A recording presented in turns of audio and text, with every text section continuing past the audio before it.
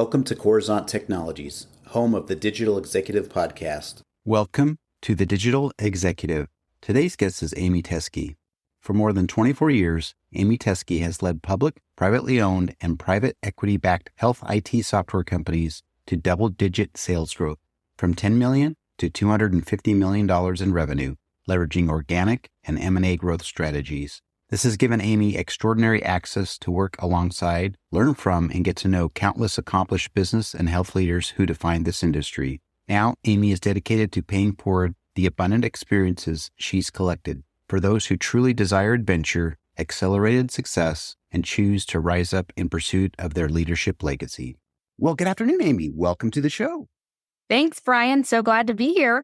Awesome. This is so fun. And Amie, we talked about this previously. I tell all my guests I traversed probably 45, 50 countries now around the world, but occasionally I get to come back to Kansas City, virtually here, right? Just behind the mic. But I appreciate you making the time today, and I'm so excited to have you on. You've been such a great colleague and friend over the years.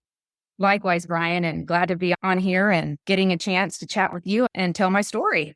Awesome. Amie, let's just jump right in then. You've got an amazing story. Let's talk about your career in healthcare technology, sales. You were a senior executive. Now you're the founder and CEO of Topline Advisory and AmieTeske.com.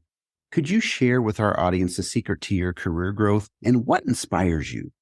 Absolutely. So I'll start with the end there, what inspires me, because I get talking about my career and sometimes I miss the last part. So what inspires me now has changed, I would say, from my early career. So now it's really helping people, making a difference, leaving a legacy. And I would say maybe the kind of overarching theme with that is really more of an others focus versus a me focus.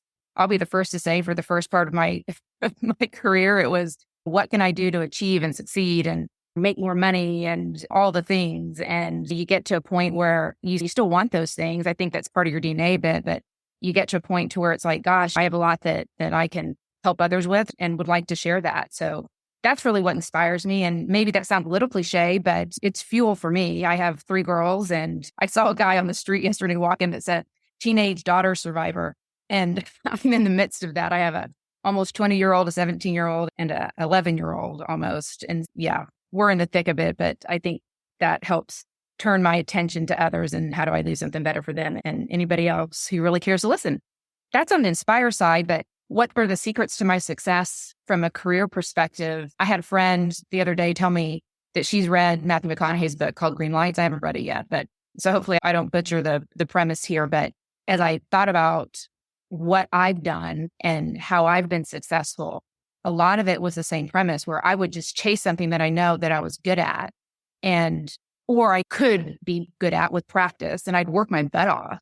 And then when I felt like it was time to move on, I'd give that good thought. And if I felt there was a green light, so to say, then I'd move on to the next thing. And I think it's just like being in touch with who I was and knowing when it was ready to go. So that was a lot of it, just knowing and being in touch with it. But I guess if I double down a bit on working my butt off, that was the primary thing in my early career. And it's good and it's bad. The good is that it was hard to outwork me for a long time. And it was part of my upbringing and modeled for me by my parents. And I would take jobs that were in my wheelhouse at the time, and then I would just go really fast and I was thorough. And I always strove for excellence and quality and all the things. And not so much because people asked me to or expected it of me, but I expected it of myself. So I always over delivered. So I think that was a big part of my success as well.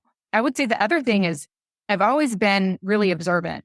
And I could say we all know this, but we're social tribe species, right? We learn by watching others, but I can work pretty independently, pretty darn well by myself, and sometimes to my own detriment. But while that's true, I've always had this gift of being able to just observe and see others and see success from afar.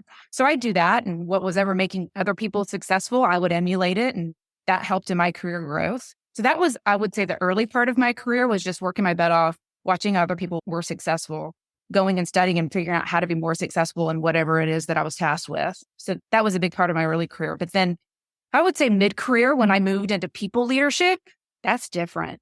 With just leading people. And it's just as easy to observe and emulate leadership, both the good and the bad. I think over time, you kind of start to discern the good from the bad.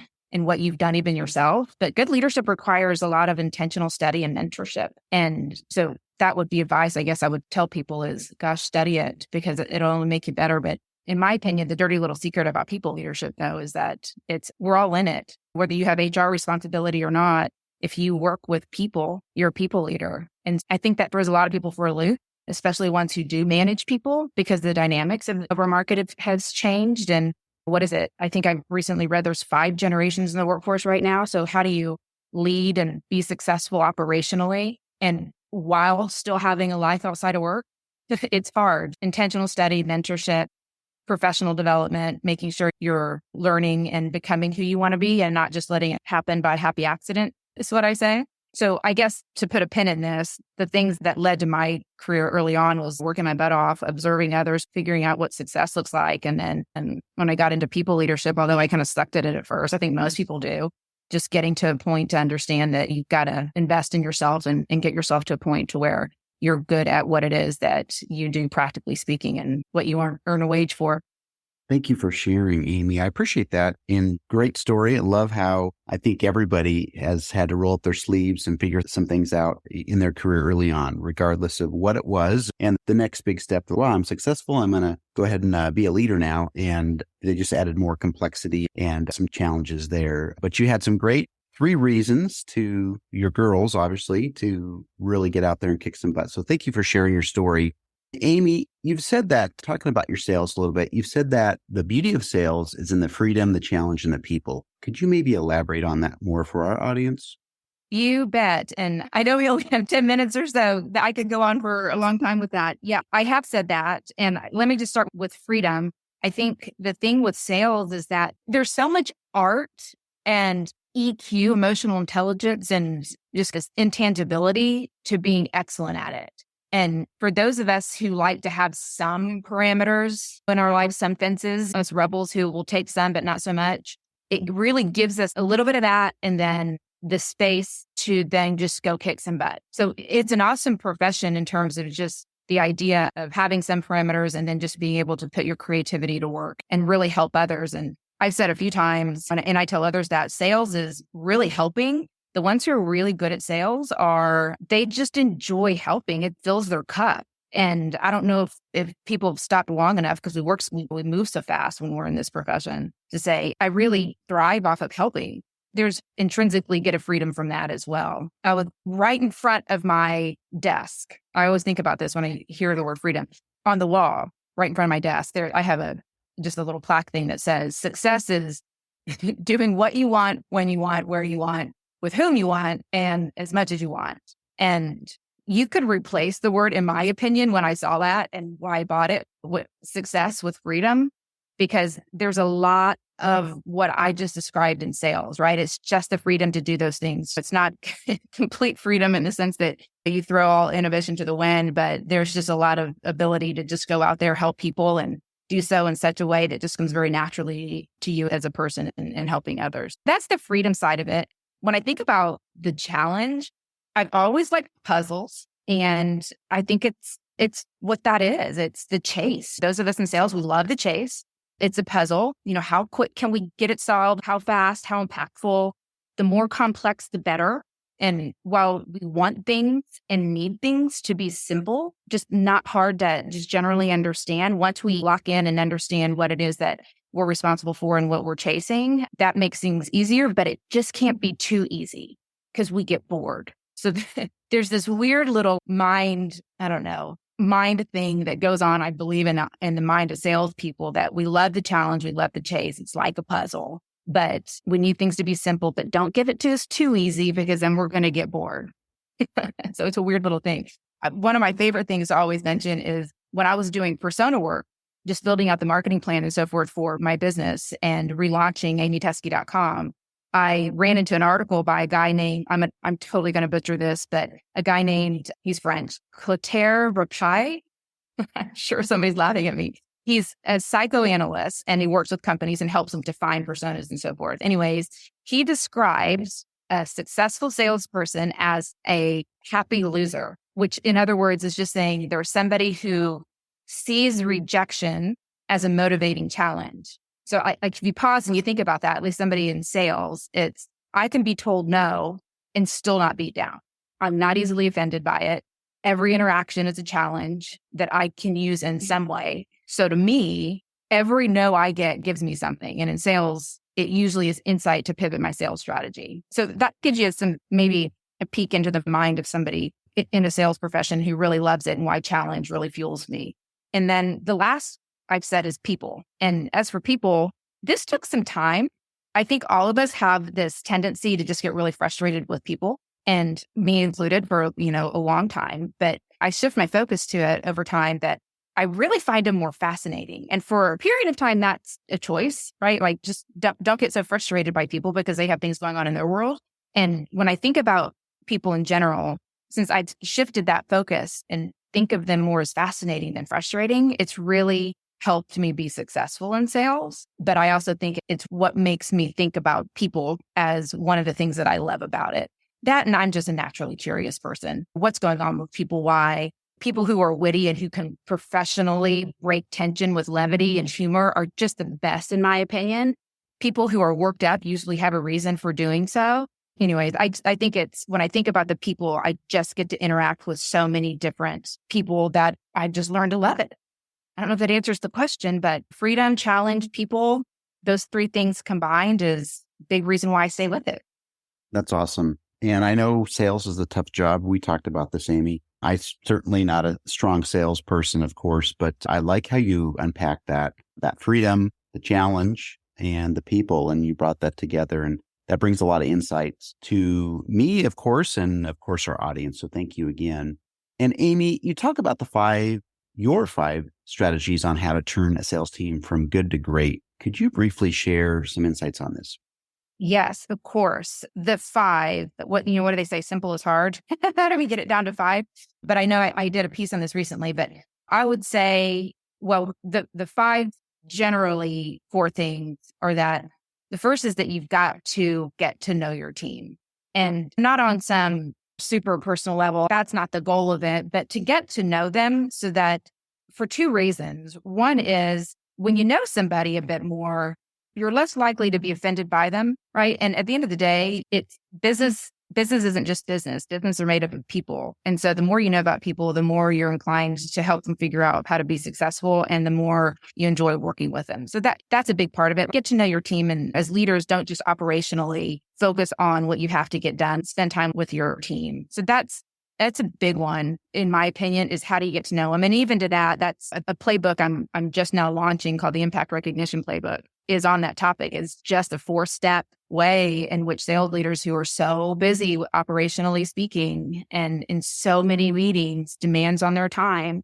just giving them an easy way to figure out how to be closer with their folks. That's a big number one. Number two is just provide certainty to them. There's so much power in certainty. And uncertainty we can go about 20 different rabbit holes on that topic. But the biggest one when it comes to certainty is, yes, you need to have clear goals and expectations. But the biggie in my mind is make sure your sales team as a leader knows their value in your eyes. And it just can't be underestimated.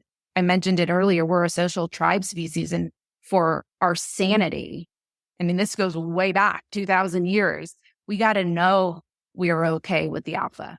It's almost a biological imperative. So the more that they know how you stand and how certain they are, not only to you as the leader, but just their place in the company, the value they offer, the impact that they can have by way of it, just the stronger and more performance you're going to get out of them and the greater culture you're going to get. So 1 and 2 are really big in my mind. The third really comes down to simplicity. And this is part, especially at the enterprise sales level, because there's just so many moving parts and so many products to know and solutions to know and services and all the things. And from an enablement perspective, it's easy to get lost in all of it. But the more simple that you can keep things for your sales folks, the more creativity, the more art, the more innovative ways that they'll practice their trade, and the more effective they're going to be in the field. So it's keep things simple. Don't make them have to know too much or think too much. That's a big one. Again, not something that can be underestimated as well. An interesting little fact, though, it's reported lots of different ways, is if you get a salesperson to spend at least 4 hours per day on sales activity, actual sales activity, not like the internal meetings, not the admin stuff, the happier they'll be, and the performance gain you get out of them, both in just terms of volume as well as quality, skyrockets. Fun little fact there. So 4 hours a day, I guess, is doctor's orders. And then one of the last things is have fun with your team. Just it's so easy to just go, go, go, go, go. One of the things that is I guess, a curse of those of us in sales, especially sales leaders, is we have a hard time stopping to celebrate and have a good time. And at the end of the quarter, we'll do it, or at the end of a long day. But what are you really doing to pull the team together? And it doesn't always have to be the obvious, go on a scavenger hunt type. It doesn't have to be so overblown as that. There's simple ways to do it, but find a way to have fun with your team, individuals on your team, and so forth. Work hard, play hard. Very cliche, but that's a big part of it.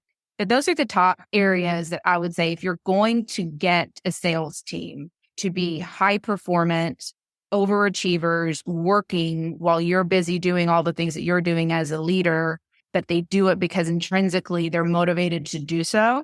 Those are some of the core things I would focus on as a leader to get them there. Thank you, Amie. Most appreciated. And again, a lot of that stuff seems foundational or basic as far as being a leader, but you did go into ways that really to engage with your team, because obviously the big part of your organization as a sales organization is to increase revenue. And I know there's a lot of pressure around that alone. So I couldn't imagine how I would be doing something like that. So I appreciate you unpacking that. And then Amie, last question of the day, if you could just briefly share something real quick that maybe you might be leveraging some of that new and emerging tech, because we are a tech platform, but just something, maybe there's an app or cool tool that you're utilizing today you might be able to share with us. Yeah. And it's funny, I could geek out on this topic too. I'm just intrigued with the bright, shiny objects. And there's so many out there right now in terms of tech. I tried to take a quick inventory last night, but I have about 18, that I use for various reasons. And it's all aimed at how can I be more productive and how do I better manage my time? And as a solopreneur, I mean, I have some people who are, 1099 on as part of the company, but how do I best use time? All 24 hours in a day. How do I capitalize on it? So a lot of my tools are in that vein. But I would say, yes, I use ChatGPT, a lot of the plugins that come with it just to help refine things or get me started. So I'm not staring at blank pieces of paper as I develop content. That's been extremely helpful, not all that innovative. And this is going to sound so silly, maybe, but the tool that I've run into lately that has been my favorite, just because it's new and I'd never heard of it before, is PrivNote. I don't know if you've heard of it, but between people this company that I'm working with in Australia, or even my kids, like they're like, hey, mom, send me the username or password to X, Y, and Z, or I have to send my VA a virtual assistant a username and password. How do I do it? So I use PrivNote, and it's just, you put your information in there, confidential information, it generates a link, you send that link over, and once somebody opens it and looks at it, it self-destructs, which I think is great. So you're not using text messaging, you don't have to worry about phone calls all the time. Anyways, it's a simple little tool, but it's my favorite right now. Maybe not what you're looking for, Brian, but. That's awesome. That's what we want to hear, is what people are utilizing today. I speak with a lot of CTOs out of Silicon Valley, and we get into some of the nuts and bolts of the foundational things that they work on and build as far as emerging technologies, but having our guests talk about just the different things they're doing. And not everybody's a technologist. So we like to hear what they're doing, and that certainly helps something or somebody in our audience. So thank you again. You bet. Not a problem. I tell you what, one of the 5 things was simplicity, and that falls right in that category. Absolutely. Well, Amie, it was a pleasure having you on today, and I look forward to speaking with you real soon. Likewise, Brian. Hey, thanks so much. I appreciate you and all that you're doing, and great to talk to you. Bye for now.